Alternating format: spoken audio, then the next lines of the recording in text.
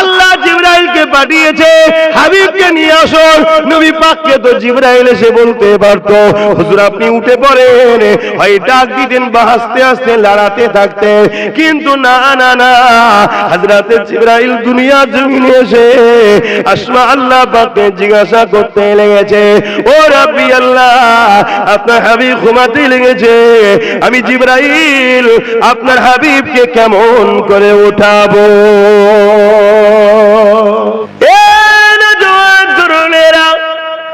আর এই মাসে যে আল্লাহ নবী পাককে মেহমান বানিয়ে তিনি দিদারে নিয়ে গিয়েছিলেন, আল্লাহ পাক হযরতে জিবরাইলকে পাঠিয়ে দিলেন, ও হযরতে জিবরাইল যান দুনিয়া জমিনে বুরাক নিয়ে যান, আমার হাবিবকে ডেকে নিয়ে আসো।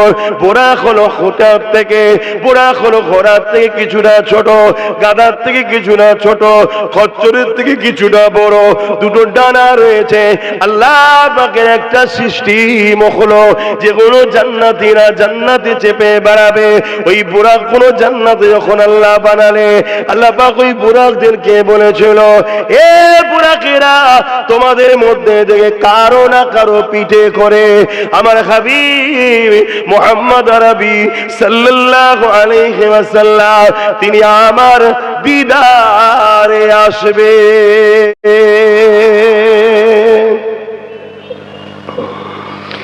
আল্লাহ পাককে দেখার জন্য নবী আলাইহিস সালামরা সবাই আশা করেছিলেন, কেউ দেখতে পায়নি। হযরতে মুসা আলাইহিস সালাম বড় বাইনা করেছিলেন, বড় আবদার করেছিলেন, আল্লাহ দেখবো দেখবো দেখবো। আল্লাহ বললেন মুসা রে তুর পারে আসো। তুর পারে যখন গেলে ৭০,০০০ নূরের পর্দাকে সরিয়ে দিয়ে আল্লাহ দেখেন, আল্লাহ তাজাল্লি তুর পারে এসে পড়লো। ওই আল্লাহর কুদরতি তাজাল্লি দেখে তুর পাহাড়টা দাও দাও করে জ্বলে গেল। আর মুসা নবী অজ্ঞান চৈতন্য হয়ে গেলেন, ৪০ দিন পর্যন্ত অজ্ঞান হয়েছিল। আল্লাহ দেখেন তাজাল্লি দেখেছে। আর আমার নবী পাক আল্লাহ পাকের একেবারে কুদরতি কাছে কাছে কাছে গিয়ে আল্লাহ পাক দেখেছে, কথাও বলেছে। আরো জোরে বলুন সুবহান আল্লাহু আকবার, আল্লাহু আকবার, আল্লাহু আকবার। এই যে জিনিসগুলো হচ্ছে, এটা কিসের লক্ষণ? প্রেমের ইজহার। প্রেম কি? এক একজন আসে, এক একজনের কথা বলে, আমার লিডার এই করেছে, আমার লিডার এই করেছে, আমার লিডার ওই করেছে, কি বলে না বলে না? যে যার লিডারকে ফলো করে তারা সব হই হই হই হই করে ওঠে। আর আমরা এসে বলি আমার লিডার মুহাম্মদ আরবি সাল্লাল্লাহু আলাইহি সাল্লাম তিনি আকাশের চাঁদকে দুটুকরো করে দিয়েছে। জোরে বলুন সুবহানাল্লাহ, আরো জোরে বলুন সুবহানাল্লাহ। দুনিয়ার বাকি সব লিডারকে এক জায়গায় করো তো, করে বলো না চাঁদ দুটুকরো করতে হবে না, একটা হ্যালোজেন লাইট লাগাবো, বাল্ব 100 ওয়াটের একটা ল্যাম্প লাগাবো, টুনি বাল্ব দেখেছেন না? সবাই মিলে একটু সরিয়ে দাও না, পারবে তো? সব নেতার পিছনে হলুকে যাবে। বাবেরা আমার নবী পাকে জিবরাইল নিতে চলে আসলো। বুরাকরি আমার নবী পাকের দরবারে হাজির হয়ে গেল। ওই দিন আমার রাসূলুল্লাহ নিজে ঘরে শুয়ে, উম্মে হানি হুজুরের ঘরে শুয়েছেন। কেন? আমার নবী পাককে বাইরে থেকে ডাকাও নিষেধ, আমার নবী পাকের ঘরে বিনা ইজাজতে প্রবেশ করাটাও নিষেধ। আমার রাসূলুল্লাহ ঘুমাতে লেগেছে, হযরতে জিবরাইল চলে আসলে এসে দেখতে লেগেছে আমার রাসূল ঘুমিয়ে রয়েছে। এই যুবকেরা, তরুণেরা, আল্লাহ জিবরাইলকে পাঠিয়েছে হাবিবকে নিয়ে আসো। নবী পাককে তো জিবরাইল এসে বলতে পারতো হুজুর আপনি উঠে পড়েন, হয় ডাক দিতেন বা আস্তে আস্তে লড়াতে থাকতেন, কিন্তু না না না, হযরতে জিবরাইল দুনিয়া জমিনে এসে আসমা আল্লাহ পাককে জিজ্ঞাসা করতে লেগেছে, ও রাব্বি আল্লাহ আপনার হাবিব ঘুমাতে লেগেছে, আমি জিবরাইল আপনার হাবিবকে কেমন করে উঠাবো? কাজে কে পাঠিয়েছে? আল্লাহ পাঠিয়েছেন। যিনি তিনি কে? আল্লাহ। মুহাম্মদ রসুলেরও সৃষ্টি মালিককে, মুহাম্মদ রসুলেরও খোদাকে, মুহাম্মদ রসুলেরও মালিককে, মুহাম্মদ সাল্লাল্লাহু আলাইহি ওয়াসাল্লাম যিনাকে সেজদা দেন তিনি কে? সেই আল্লাহ পাক হুকুম করেছে জিবরাইল যে আমার বন্ধুকে নিয়ে আয়। বুঝবেন ভালো করে, আল্লাহ হলেন আমার নবীর থেকেও বড়। জোরে বলুন সুবহানাল্লাহ। তো বড় পাঠিয়েছে, বন্ধুকে গিয়ে নিয়ে আয়। ঘুমাচ্ছে বন্ধু, জিবরাইল তো ডাকতে পারতেন যে হুজুর ওঠেন, আল্লাহ পাঠিয়েছে তাড়াতাড়ি চলে, কি তুলতে পারতেন না? কিন্তু না, জিবরাইল জানে যার কাছে পাঠিয়েছে পাঠানেওয়ালা ইনার থেকে বড় ঠিকই, কিন্তু পাঠানেওয়ালা ইনাকে এত ভালোবাসে, ইনার উঠানোরও একটা আদবের ব্যাপার আছে। ওর বিখেলাফ হলো আমি জিবরাইল ধ্বংস হব। শুনছেন? তাহলে আমি মুসলমান দাবি করছি, আমি মুফতি মৌলানা দাবি করছি, আমার নবীর শানে কি কথা বলতে হবে এইটুকু তো জ্ঞান থাকা দরকার। আমার নবীর মাহফিলের কি সম্মান কি মর্যাদা হওয়া দরকার এইটুকু তো জ্ঞান থাকা দরকার। এই কথা ঠিক না? ঠিক গো। হযরত জিবরাইল যখন বললেন আল্লাহ পাক আপনার হাবিব ঘুমাচ্ছে, আমি জিবরাইল কিভাবে উঠাবো, আল্লাহ পাক জানিয়ে দিলেন, ও হযরত জিবরাইল মন দিয়ে শোনো যুবক, মন দিয়ে শোনো যুবকগুলোকে বিশেষ করে বলছি, কেননা দুনিয়া তোমাদেরকে টার্গেট করেছে। কেননা মসজিদে 500 জন মুরব্বি থাকা আর 5 জন যুবক থাকার মধ্যে পার্থক্য আছে। 500 মুরব্বি থাকলে জালিমরা ভয় করবে না, 500 যুবক মসজিদে গেলে এই মসজিদকে মিটাতে গেলে 100 বার ভাববে, কেন 500 মুরব্বি 100টা কথা ভেবে আগায়, 5টা যুবক কোনো কথা ভাবেনি, রক্তের গরম আছে। মসজিদের দুশমন যখন ঝাঁপিয়ে পড়, ঠিক না বেঠিক? তোমাদেরকে টার্গেট করা হয়েছে, আর তোমরা দেখো গানে যাত্রায় ফাংশন জুয়া এসবেতেই ব্যস্ত, আর তোমাদের চোখের আড়ালে তোমার দিনকে মিটানো হচ্ছে, তোমার রাসূলকে সমালোচনা করা হচ্ছে।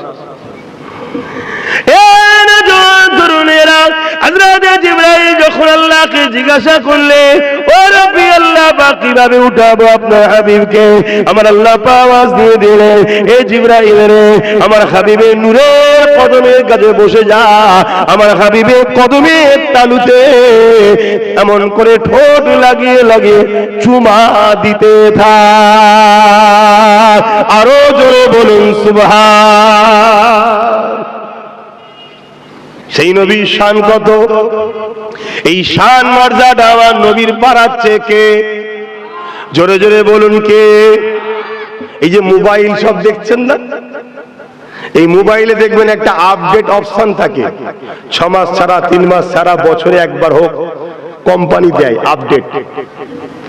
আপডেট অপশনটা যখনই আপনি সিলেক্ট করবেন দেখবেন কিছুক্ষণ পরে ওই আপডেটটা হয়ে যাবার পর মোবাইলে নতুন নতুন ভার্সন আসে, তাই তো নাকি?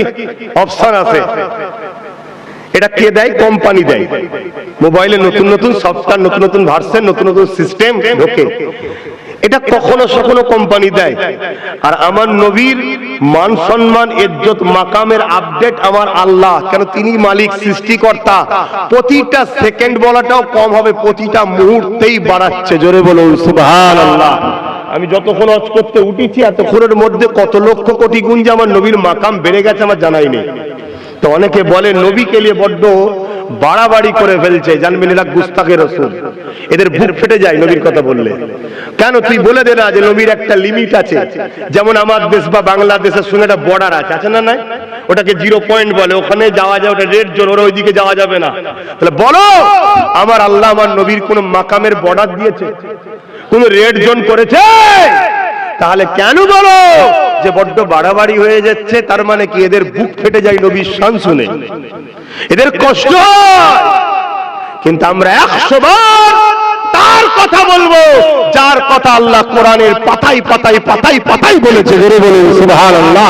যার কথা আজানে রয়েছে, যার কথা নামাজে রয়েছে, যার কথা দিনে রয়েছে, যার কথা তাওরাত জবুর ইনজিলে রয়েছে, যার কথা আল্লাহর জান্নাতের দরজায় দরজায় লেখা আছে, জিনার নাম হুরেদের চোখে লেখা আছে, জিনার কালাম ফেরেশতাদের কপালে লেখা আছে, সেই মুহাম্মদ সাল্লাল্লাহু আলাইহি ওয়াসাল্লামের কথা পৃথিবীর সব জায়গাতে আমরা গিয়ে বলবো। জোরে বলুন সুবহানাল্লাহ। কি একমত তো নাকি? আর তোমরা বেশি বেশি করে শোনো আমার নবীর কথা। আল্লাহ নবী সাহাবা হুজুর দিয়ে বললেন, বাবারা তোমরা যখন দুনিয়ার জমিনে কোরআনের মাহফিল, দ্বীন ইসলামের মাহফিলে গিয়ে বসবে, আল্লাহ পাকের একদম রহমতে ফেরেশতারা জমিনে ভ্রমণ করতে থাকে। তারা তোমাদের এই সুন্দর দৃশ্যখানা দেখবে, তারা বসে বসে তোমাদের আলোচনা গুলো শুনবে, তোমাদের জন্য দোয়া চাইতে থাকবে। যখন তোমরা মাহফিল শেষ করে দোয়া করে যখন ফিরে চলে যাবে, আল্লাহ পাকের ওই রহমতের ফেরেশতারা উড়ে উড়ে গিয়ে আল্লাহ পাকের আরশ আজিমে নিচে সিজদায় পড়ে যাবে। আল্লাহ পাক জিজ্ঞাসা করতে লাগবে, হে আমার রহমতের ফেরেশতারা, দুনিয়ার জমিনে কি কি দেখেছো বলো। ওই সময় ফেরেশতারা বলতে লাগবে, ও রব্বি আল্লাহ পাক, দুনিয়ার জমিনে অবাক করা বিষয় দেখলাম, একদল বান্দারা আর বান্দিরা পর্দার আড়ালে আর উলামাদের ঘরে নিয়ে এসে তারা আলোচনা সভা দিয়েছে, যেখানে আপনার তারিফ প্রশংসা হচ্ছিল, আপনার হাবিবের গুণগান তারিফ প্রশংসা হচ্ছিল।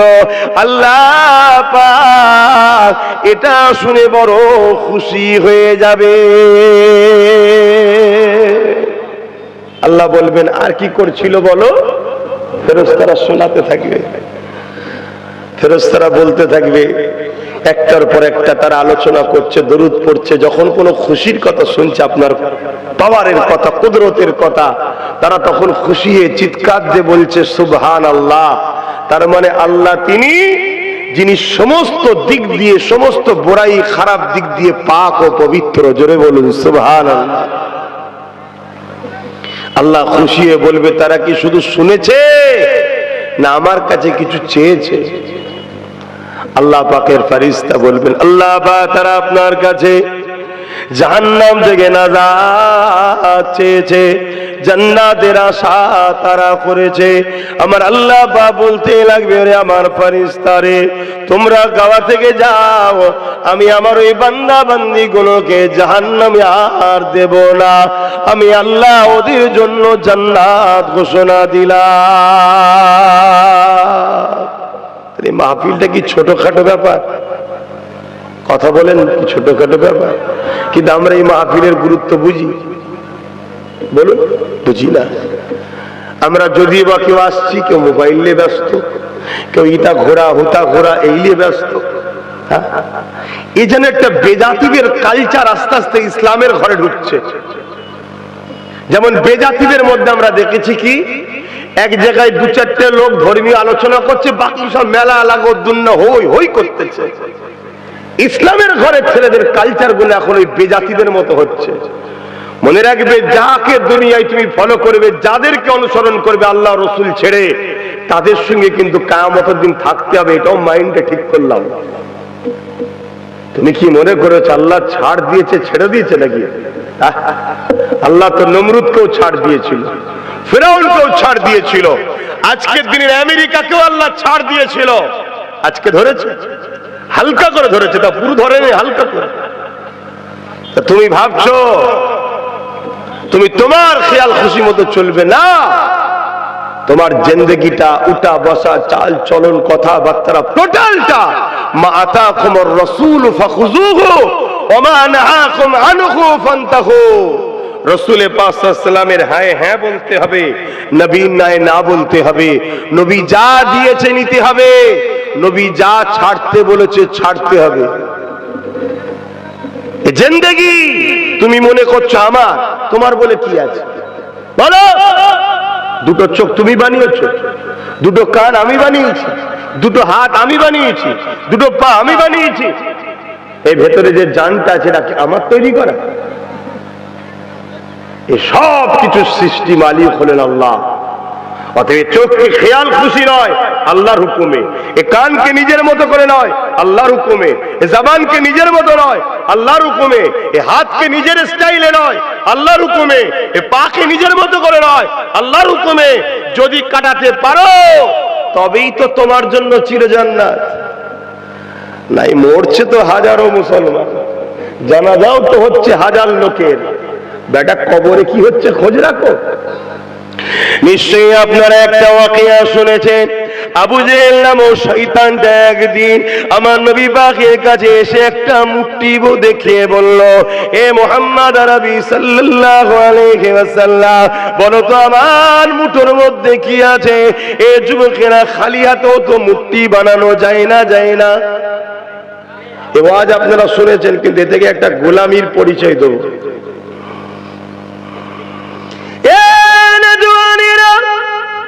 আল্লাহ নবী আবু জেহেলের মুঠোর দিকে তাকালো, তাকিয়ে বলতে লাগলো, আবু জেহেল, যদি তোমার মুঠের মধ্যে যেটা আছে সে যদি বলে দেয় আমি কে, তাহলে তুমি কি মানে কলেমা পড়ে নেবে? আবু জেহেল ছিল গ্রেট মাথা মোটা, না হয় ওর বুঝে নেওয়া দরকার ছিল আমার হাত খালি নেই, এটা দেখে নিয়েছে। বলবেন তো সুবহানাল্লাহ। কেন খালি হাতেও তো আমি যদি এখন বার করে বলি কি আছে বলো, কিছু রাখতে এমন তো শর্ত নাই, খালি হাতেও তো বলতে পারি, ঠিক না? তো রাসূল যখন বলছে আবু জেহেল তোমার হাতের মধ্যে যে আছে সে যদি বলে আমি কে, মেনে নেবে? তখন তো আবু জেহেলের বোঝা দরকার ছিল আমার হাত খালি নয়, এটা দেখে নিয়েছে। যে খালি নয় মুঠোর মধ্যে কি আছে দেখতে পারে, তার পাওয়ার কম না বেশি? তখনই তো আবু জেহেলের দরকার ছিল না কলমা বললিয়া, কিন্তু কপাল ফাটা মূর্খ তো, বোঝে না।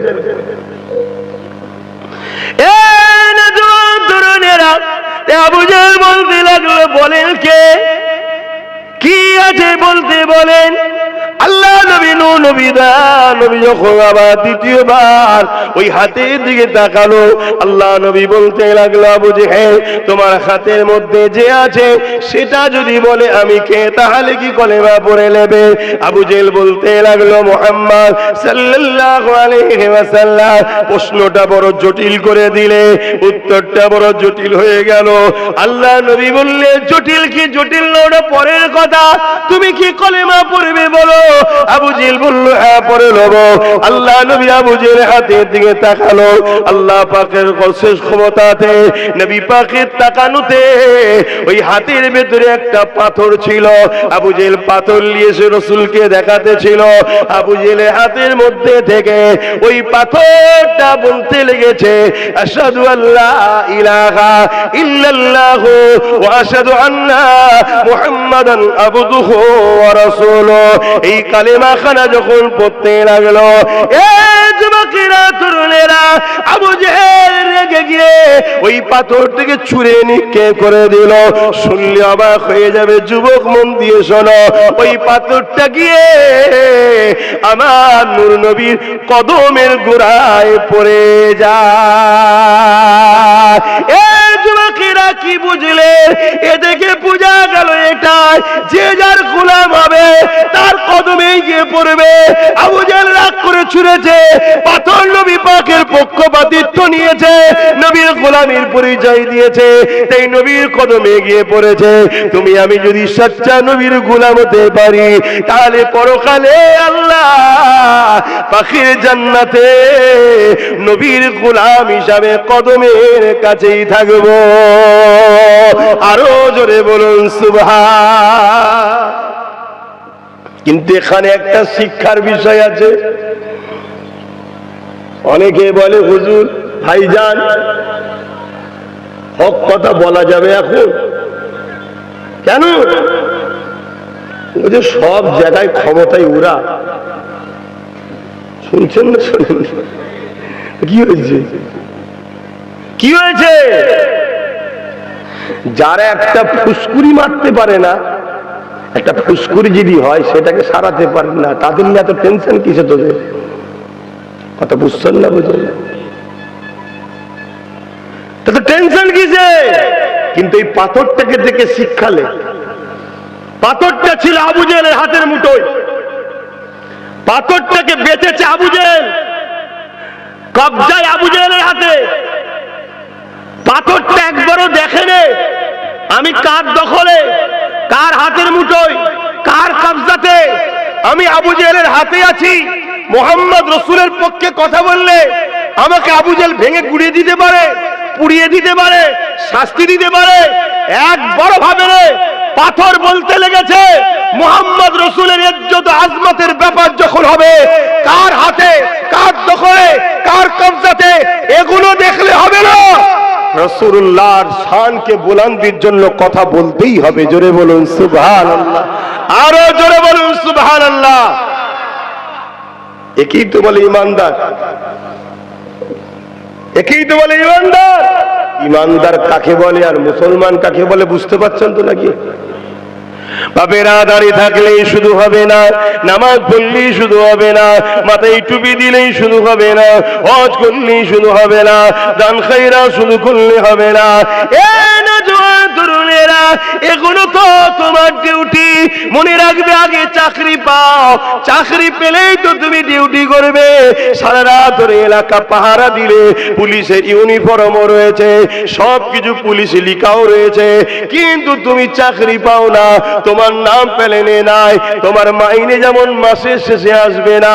তুমি রাস্তায় দাঁড়িয়ে যতই গাড়ি পাস করাও না কেন, তুমি যদি চাকরি না পাও, তোমার মাসের শেষে মাইনে আসবে না। ঠিক তেমনি তুমি নামাজ পড়লে, রোজা রাখলে, দাড়ি রাখলে, টুপি পড়লে, হজ করলে, যাকাত দিলে, সবই করে গেলে, কিন্তু তুমি চাকরি পাওনি, তোমার মাইনে আসবে না, অর্থাৎ জান্নাত তুমি পাবে না। তাহলে চাকরিটা কি? চাকরিটা হলো সর্বপ্রথম তোমার সিনাতে দিলেতে আল্লাহ নবীকে রাসূল জেনে জানের থেকে বেশি ভালোবেসে আদবের সাথে বিশ্বাস করে মেনে নাও।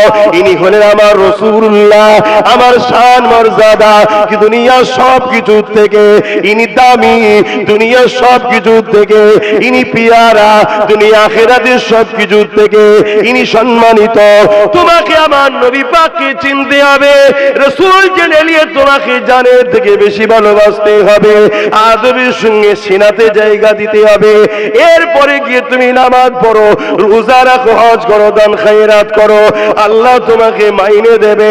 ওই মাইনে হলো চিরশান্তির আল্লাহ পাকের জান্নাত।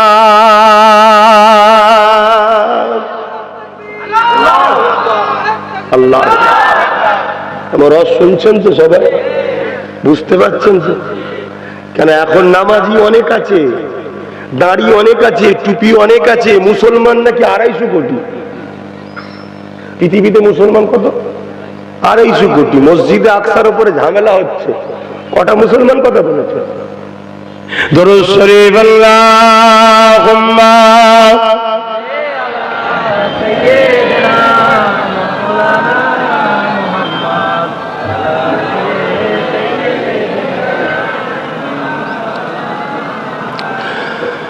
एक महने उन पर कुर्बान जमाना है। আরো জোরে বলুন না সুবহানাল্লাহ। আমি শুধু একা নয়, পুরো জামানা আমার নবীর জন্য কুরবান। জোরে বলুন সুবহানাল্লাহ। एक महने उन पर कुर्बान जमाना है, एक महने उन पर कुर्बान जमाना है, कि महने उन पर कुर्बान जमाना है, जो रब दो आलम का महबूब यगाना है, जो रब दो आलम का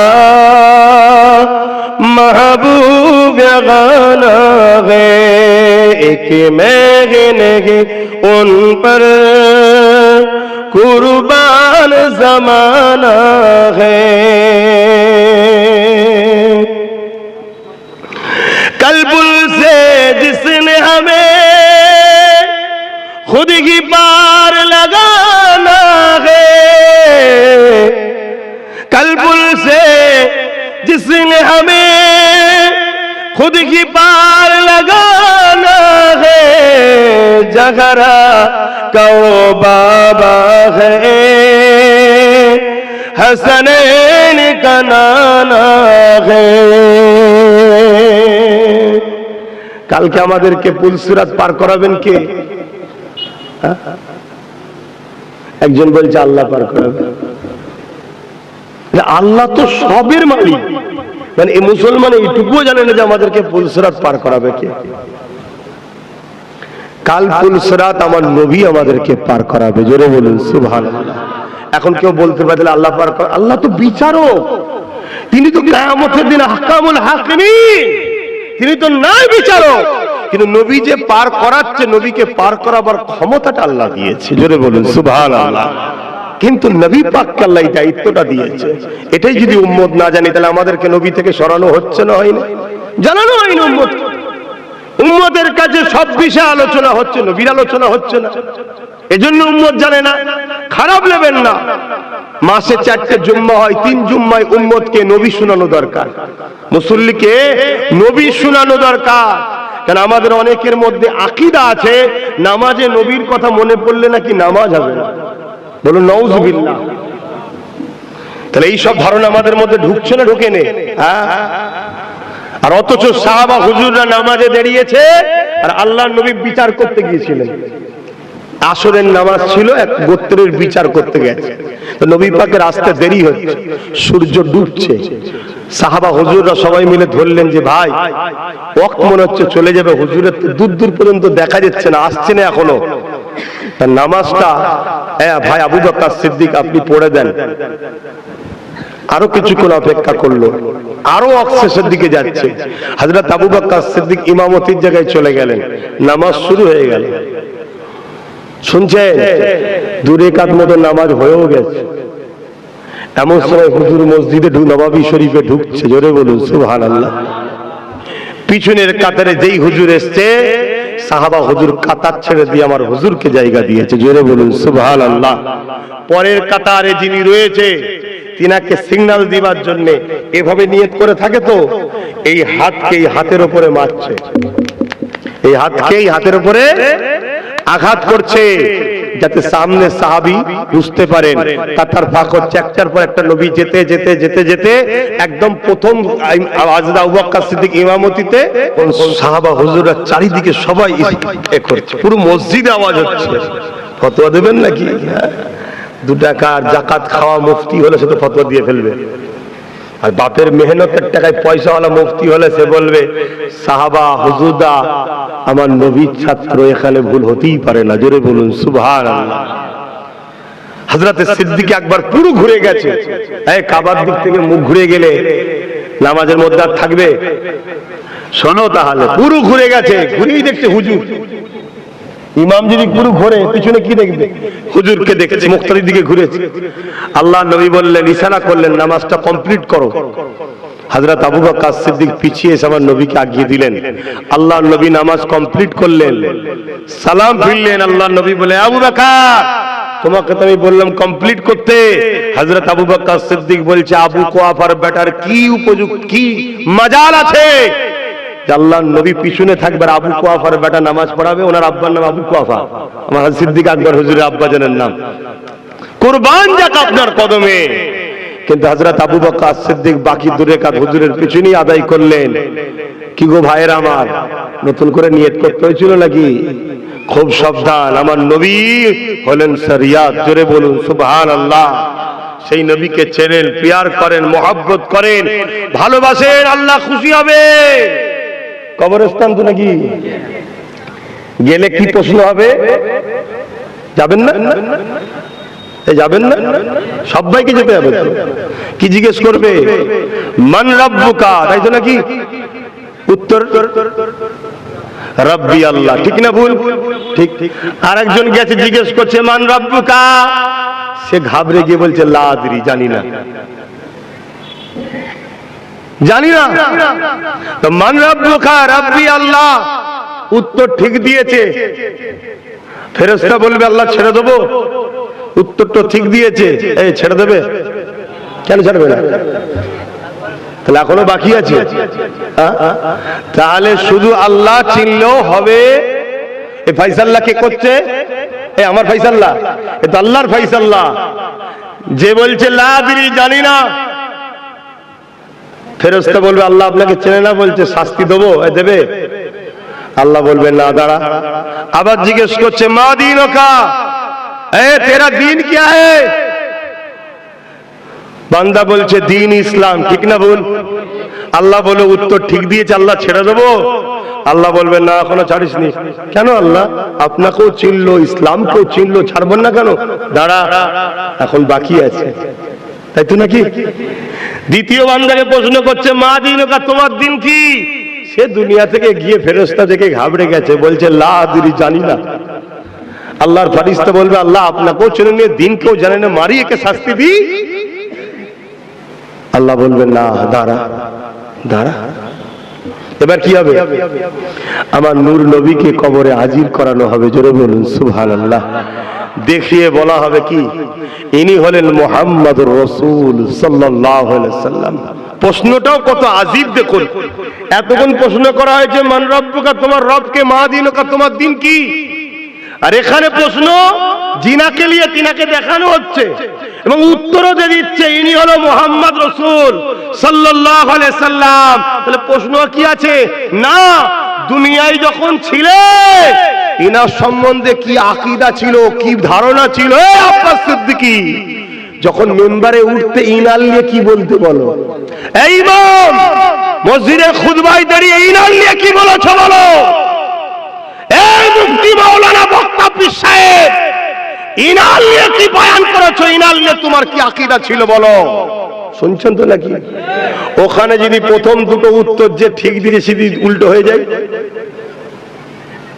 ধরুন ওখানে উল্টো হয়ে গেছে, বলছে হ্যাঁ এনাকে তো চিনি, 40 বছর বয়স হয়েছিল যখন, তখন নবী হয়েছিল, নবুয়াত এসেছিল, তার আগে নবী ছিল না। এরকম শোনা যায় না, যায় না? এবার আল্লাহ কি বলবে? ধর মালা উনকে, ও আমার বন্ধুকে চেনে না তো আমাকে পেল কার থেকে? ও আমার বন্ধুকে চেনে না তো ইসলাম নিল কার থেকে? আমি তো ইসলামটা দিয়েছি, আমাকে চিনিয়েছে আমার বন্ধুর দ্বারা। শুনছেন তো নাকি? আর এই যে আগে যে দুটো দিতে পারে না, বলছে লা আদরি, জানি না। সে যদি বলে ফেরেশতা ইনি তো আমার নেতা, ইনি তো আমার রাসূল, আল্লাহর বন্ধু, জিনার তুলনায় কেউ আল্লাহ বানায় না কাউকে, যিনি আল্লাহর বন্ধু ইনার উপরে ঈমান আমার জান মালের থেকে ইনি দামি, ইনি ছাড়া কায়নাত হতো না, ইনি নূরের মানুষ, ইনি হায়াতুন নবী, ইনি শাফাআতুন নবী, ইনার জন্যই তো দুনিয়ায় লড়াই করেছি। আল্লাহ বলবে ফেরেশতা রে বান্দা দুনিয়া থেকে এসে ঘাবড়ে গিয়েছিল, বন্ধু যখন চিনেছে ওর মধ্যে আমিও আছি, দিনও আছে, ওকে ছেড়ে দে। জোরে বলুন সুবহানাল্লাহ, আরো জোরে বলুন সুবহানাল্লাহ। তাই উম্মতে মুহাম্মাদীকে একটাই মেসেজ দিয়ে যাচ্ছি, সিনার পাওয়ার বাড়াও।